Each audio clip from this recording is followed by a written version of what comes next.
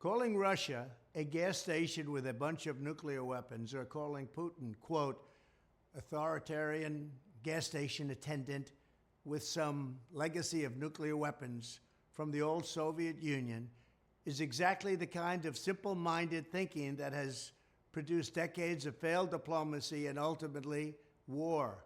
And where is that war going?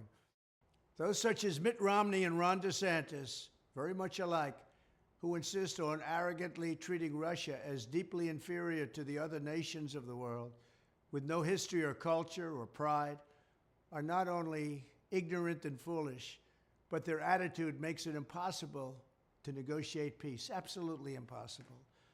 Under my administration, we were tough on Russia, tougher than any administration before, but we also demonstrated respect for Russia and the Russian people. We demonstrated understanding for Russian history and the fact that Russia lost over 20 million lives in World War II. They were fighting with us. This kind of neocon rhetoric mocking Russia's nuclear weapons, along with implying that Putin must be tried and presumably executed as a war criminal, only increases the chance of deadly nuclear escalation.